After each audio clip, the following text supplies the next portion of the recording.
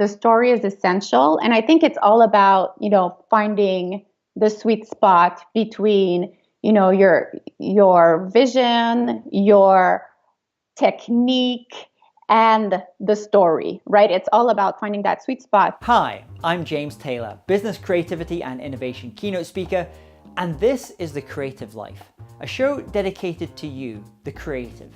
If you're looking for motivation, inspiration, and advice while at home, at work, or on your daily commute, then this show is for you. Each episode brings you a successful creative, whether that's an author, musician, entrepreneur, performer, designer, or thought leader. They'll share with you their journey, their successes, their failures, their creative process, and much, much more. You'll find show notes for this episode, as well as free training on creativity, over at jamestaylor.me. Enjoy this episode. Hey there, it's James Taylor, and I'm delighted today to be joined by Catherine Orer. Catherine Orer is an award-winning business and PR strategist and founder of The Artist Entrepreneur, where she counsels professional visual artists and creative entrepreneurs who want to build sustainable businesses and careers.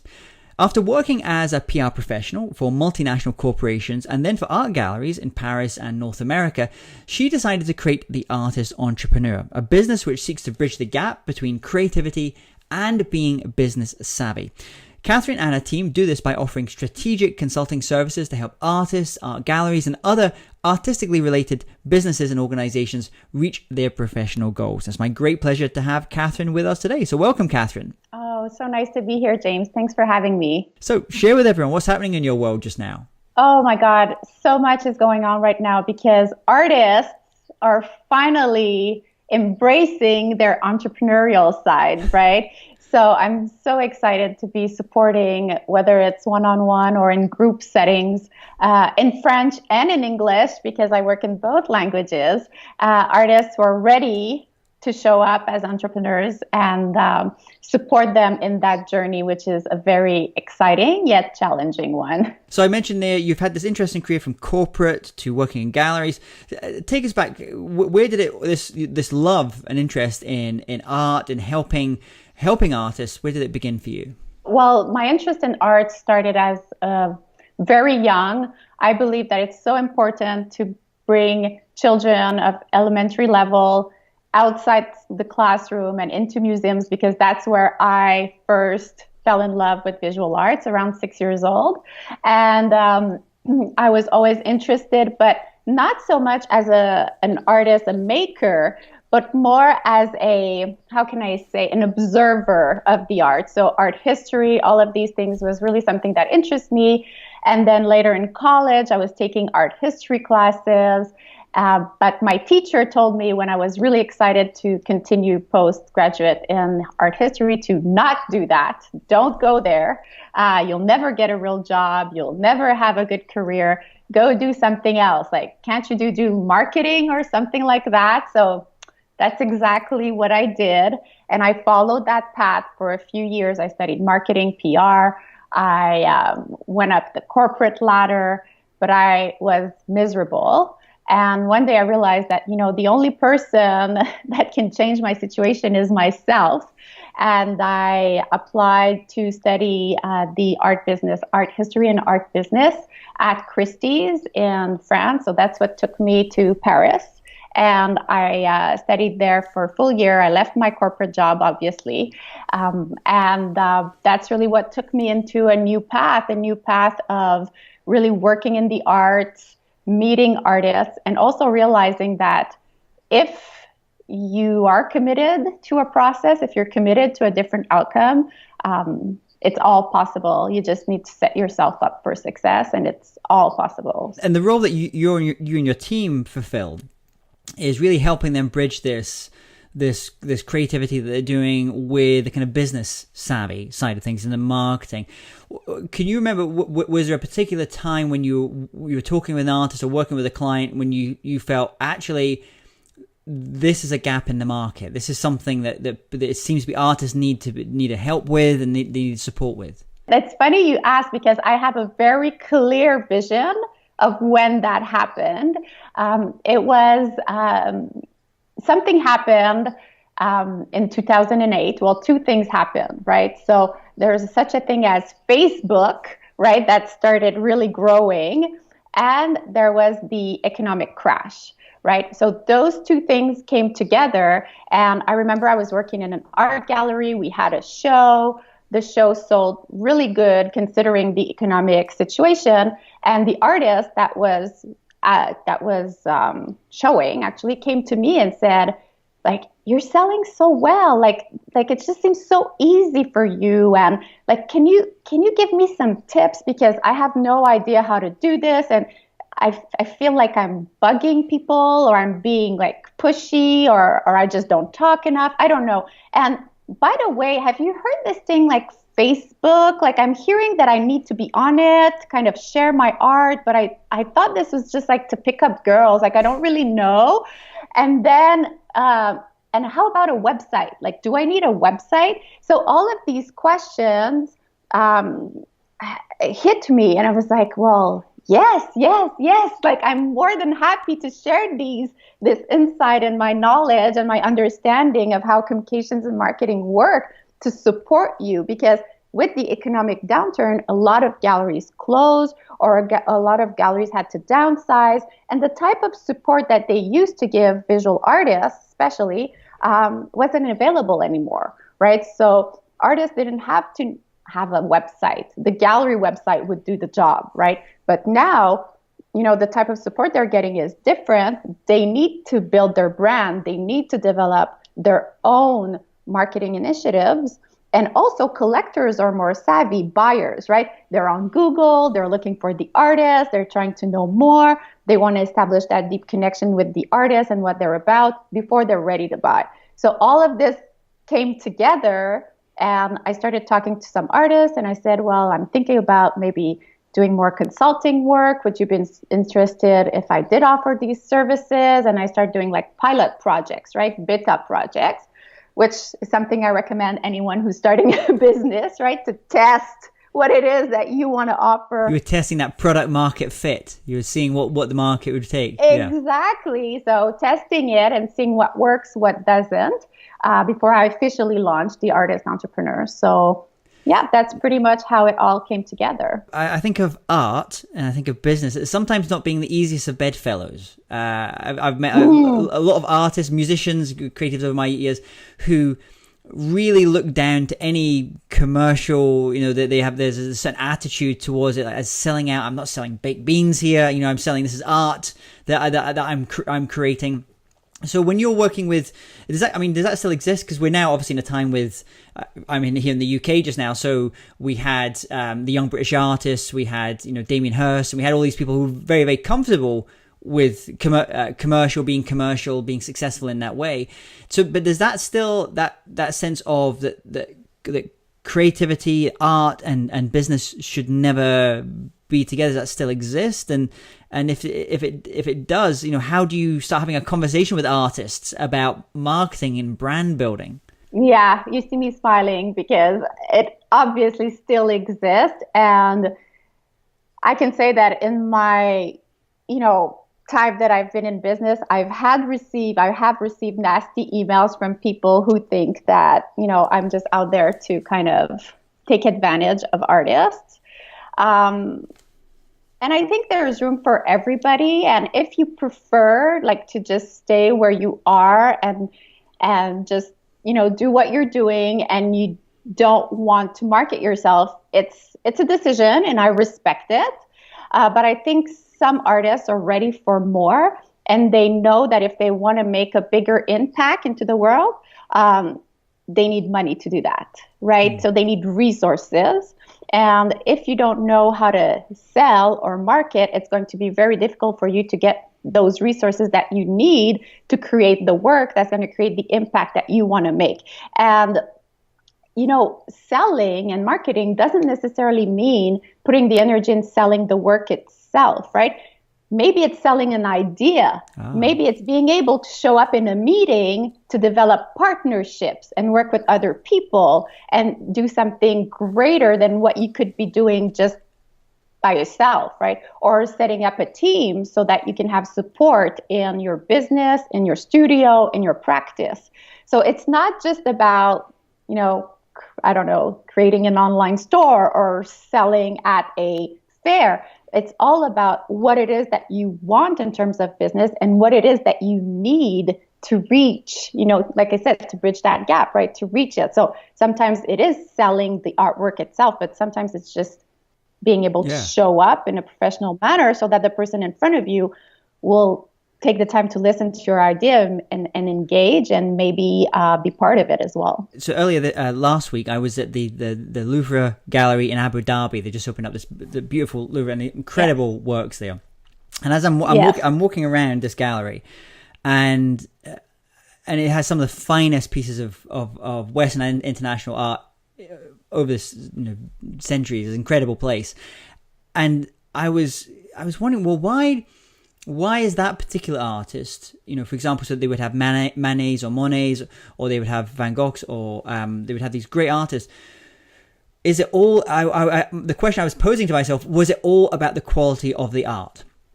Or how much of it actually is about the story of the artist and what they were able to do, and about creating, and you mentioned ideas, like putting out a new idea and pushing something. And as I was walking around, I was thinking, it reminded me a little bit when I used to live in Napa in California with the wine areas. Like, you have some great wine areas where you are as well. And I would often look at these bottles of wine, and they would be like a $50 bottle of wine, and then it might be a $200 bottle of wine. Like, well, why? They're both great wines. Why is this one 200, one that's 50?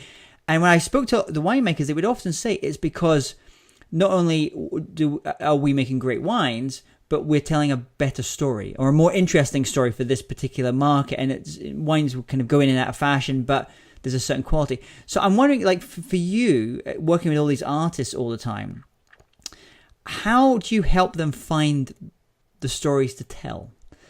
In order and to develop a story so they can set themselves apart from all the other artists that are going to be out there? That's an excellent question. And I think you're absolutely right. I think the story is essential. And I think it's all about, finding the sweet spot between, your vision, your technique, and the story, right? It's all about finding that sweet spot, because I was just at the Guggenheim this weekend, and I was looking at a show of Clint, Klint, and she was showing some abstract art. And at the beginning, they also show like that she was a really good portrait, right? She went to the academy, right?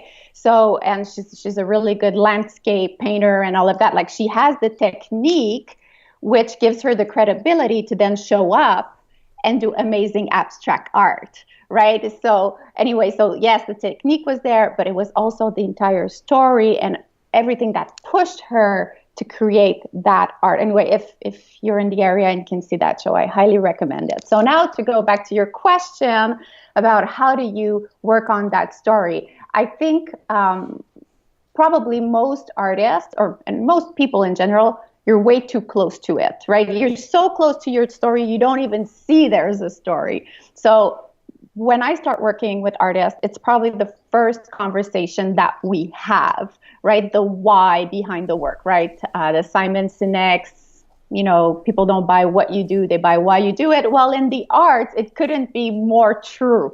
You need to establish that emotional connection with the person who's experiencing the art, because art is not just that image that you have in front of you, but it's also that the deeper layers that are in there, the meaning behind it, the stories, the beliefs, right? So that's really the time that we take to really uncover the stories, the beliefs, how they started, why they started, and what's evolved also in their practice, right? Because usually why they started and where they're at, there's a lot of evolution.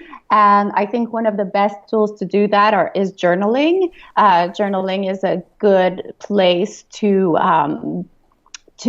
move beyond what it is that you think you should be saying and really going to the deeper root of the why and the story and what it is that you want to share with the world. Because if you want to establish that connection with people, you can't just be saying just what you think they want to hear, right? You need to be really true and in integrity with your message. And on the idea of the sharing, you have a resource on your website, but it's about the 5 steps to growing your art business. One of those steps is about community.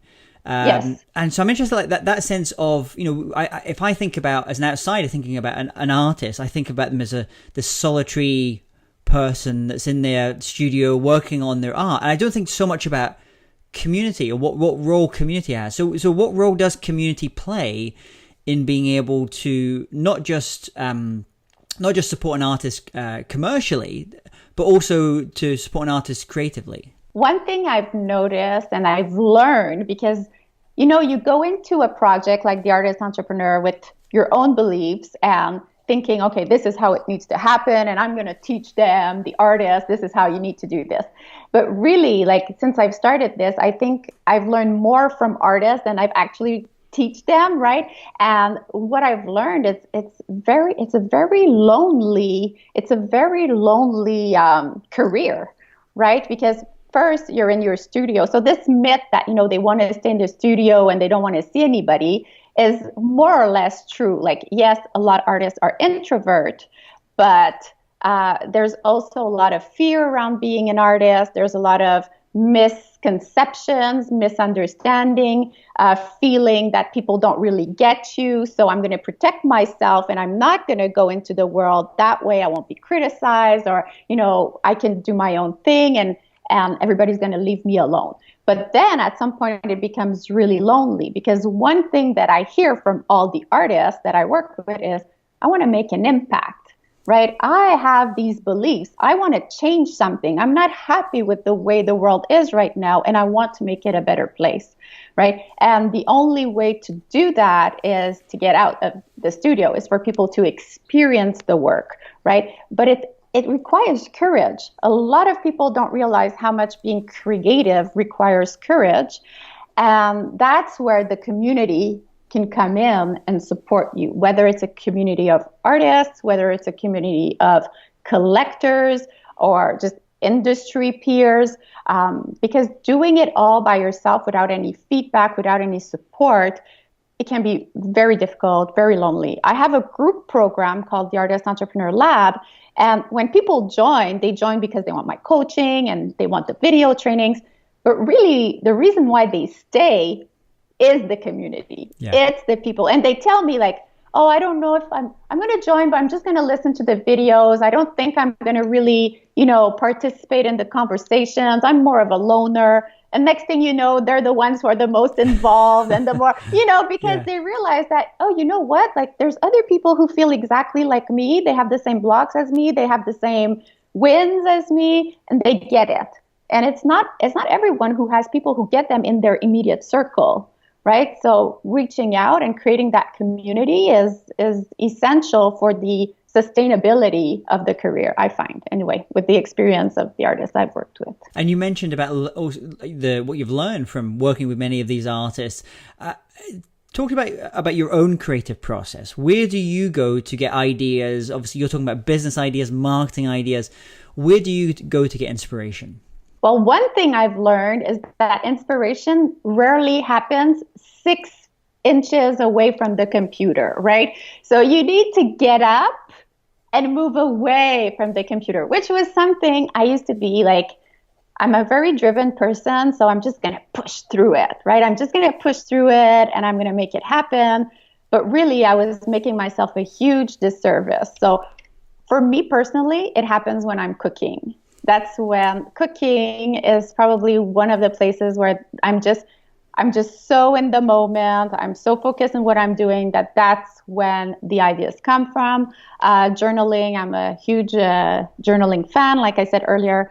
And playing with my children, because we don't play enough. Yes. I am not someone who used to create space in my life to play, but my children teach me that you need to take a break, you need to play, you need to kind of shake things up so that you can see things, a problem or a situation from a different angle. So yeah, cooking and playing. Cooking and playing. I love that. And as you've been going on your own creative journey and getting inspiration from these young ones and other people you're working with, can you tell me about a time when you worked on a creative project, worked perhaps with a client, and you gave it your heart and your soul, but for whatever reason, it didn't quite work out like you'd hoped? And more importantly, what was the lesson you took from that experience? Well, so many. Because the first time I started my own business, first business I started was I had worked in the art. I moved on to other things anyway, and I started a very generic consulting business, right? It was because, to be honest, I needed to pay the bills, right? I needed to pay the bills. And I learned that it's really not a good reason to start a project. Because I had no passion for what I was doing. I had no sincere commitment towards what I was doing. I wasn't in alignment or in integrity with myself. And I wasn't clear. And on a marketing standpoint, I had no idea who I wanted to serve. So it was a total disaster. It was just it was all the wrong things. But it sounds like you, as you were kind of going through this journey though, and you kind of went out initially. I need to do the adult thing. I'm gonna go on the corporate side and all that. So, was there one particular client that you had that when it came to the artist side or gallery side that you went, oh, this is what I'm meant to do. This is what I should have been doing. Was there one particular client that just had it click for you? Yeah, well, that's what happened. So one evening, I'm talking to my husband, and I'm like, this thing is not going to work. Like, I hate it. I'm miserable. I was supposed to start my own thing to kind of have fun, and this is not fun at all. And we're chatting about it. I'm like, I miss the arts. I wish. And then we're starting talking. And I'm like, and then I think about this artist that I know, and I say to him, I need to call her. She's so open-minded. Like I can have an actual real heart-to-heart conversation with her. I need to see what she would think about this project. So I picked up the phone. I said, can I take you out for coffee? She said, absolutely. And I went for coffee with her. And that's really where I just said to her, look, this is really just me and my husband brainstorming and just me being a little more honest around what it is that I want to do as opposed to what I should be doing. And I want to get your feedback. And the whole time she was like nodding her head. I said, when I was telling her what I saw in the market, what was going on, the trends, and how I thought I could add value to artists. And she was nodding her head and she's like, where do I sign up? And I said, okay, well, you're the first one in for my beta project. Let's do this. So it was quite a shift. And it just shows that when you're in alignment, things just start happening because it just started happening, and it happened really fast. When people are thrusting money at you to sign up, you've hit on something. You've got some product market fit kind of going on there. And most people tell me, you're crazy. You work with artists. Yeah. Artists will never sign up for these kinds of things. No artist is going to want business support. And I'm like, well, let's just see. It's been a few years now, and I guess I'm probably doing something right because people are coming back and they're referring their friends. So hopefully, it's been going really well. Fantastic. And as you've been talk to us about some quick fire things here, I'd love to know, is there any online resources or apps or mobile tools you find very useful for doing the work that you do? No. What I do is try to take off apps from my phone. That's what I do. So recently I even took out the email app from my phone, and it makes my life so much more fun and easy. Like, life is not on my phone. Life is what happens when I'm off my phone. So actually, the less apps I have on my phone, the better I feel. So what do you have on you don't have your email? Is it do you just have that one thing for the actual phone? Yeah, I think I just have the phone, and I have Instagram, and Dropbox, because that can be useful and you know what, like if I do need to get on my email, I can always like upload it or just go on the browser. But yes, and I do have, no, I'm lying. I have a meditation app. I do have Insight Timer to do meditations. And you also mentioned a low-tech tool earlier. You talked about journaling as well. Yes. It talked about your journaling process, because obviously we have, the Julia Cameron, the morning pages style, and I know other people do gratitude journals. What's your preferred way of doing journaling? I'm much more intuitive about it. So I do have and I can't say that I'm like, there are periods in my life where I'll journal every day, sometimes twice a day. And then I have periods that I'm okay for a while and I'm off the journaling. Like I don't make it an obsession, but I can feel it when I need it, right? Because I'm a recovering worrier. Like I used to worry all the time. Now I don't anymore. But when I feel that it's coming back, then I know that I need to go back to journaling. Regular gratitude practice, just visualizing what it is that I want and how it's going to come to fruition. It's just a time for me to unwind. And if there's any ranting that needs to be done, I'd rather do it in my journal too. Get it on the pages. Exactly. And then what about if you were to recommend one album to our listeners and also one book, what would those be? So the book, oh my God, it's a hard one, but I really love Essentialism by Greg McKeown. Do you know that book, James? Yeah, that's a wonderful book. Yeah, do less but better. I seem to remember. Yes, I love that book, and it's every time I recommend it, I say it's the book I wish I had written, because the whole time I was reading it, I was like, this is so true, so true. And I think people, like when I recommend it, they have this misconception that they'll have to let go of so much and like minimalism. And that's really not what this book is about. It's like you said, less but better. Mm-hmm. One of my clients recently said it should be a prerequisite reading to join the lab, to join my program, because it's so aligned with what I teach and how I feel that, we're building a business to support the life that we want, right? And when we start confusing that, and we're just like, the business side takes so much up and we forget that why we started this in the first place, then you can read that book and it's going to bring you back in alignment. Now, in terms of albums,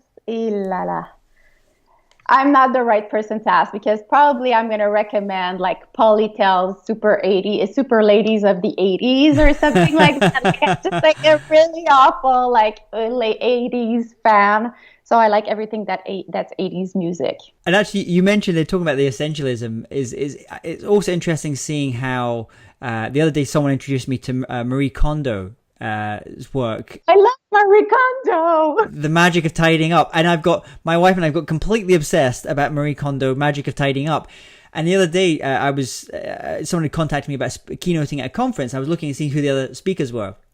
And it's a big advertising conference in France, and it was Marie Kondo is doing it. And I find if anyone's watching or listening and you don't know about Marie Kondo, check out her work, because it sits very well alongside essentialism as well. Absolutely, and I've started to. It's more of a personal thing. I've started to really research and learn Feng Shui, and it's just a philosophy that I love and aligned with like my very high interest for decluttering. So like for me, decluttering is also, like you were saying, where do you get your creativity? And I should have said number one, decluttering. Yeah. Because when I feel like it's just too much what's going on, and I'm not a super tidy person.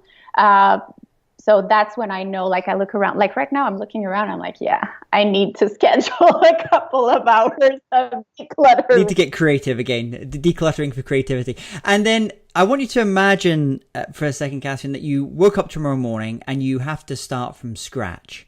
So you know no one knows you, but you have all the knowledge you've acquired over the years. What would you do? How would you restart things? I would probably do what I did, meaning I would do some outreach and I would start a beta project the way that I did. What I wouldn't do is worry so much, hold on to the outcome so much, and worry what other people might think and the imposter syndrome that I had when I started. That's the part I would probably let go of and just focus on doing the outreach, meeting people, understanding what their needs are, and seeing how can I best support them and, bring them the highest value that I can, because that's just the only thing I can do, right? How should people reach out to you? What's the best way for them to connect with you, to learn more about the services that you have and the business that you're involved in? Sure. So they can visit our website, which is theartistentrepreneur.com. We have free resources there. We have a blog, and all our services are explained. And the other place to find me is on Instagram, and my handle is my name, Catherine Orer, O-R-E-R. And I love chatting with people. So if you listen to this podcast, send me a DM on Instagram. Let me know that you heard me here, because I love getting that feedback on the interviews I do. Well, Catherine, it's been a pleasure speaking with you today. Thank you so much for coming on today and also sharing all about your creative life. I look forward to catching up again in your beautiful part of the world in Canada at some point soon. Thank you so much for having me, James. It was a true pleasure speaking with you. If you're interested in living a more creative life, then I'd love to invite you to join me as I share some of the most successful strategies and techniques that high-performing creatives use. I put them all together in a free downloadable ebook that you can get by going to jamestaylor.me. That's jamestaylor.me to get your free downloadable ebook on creativity.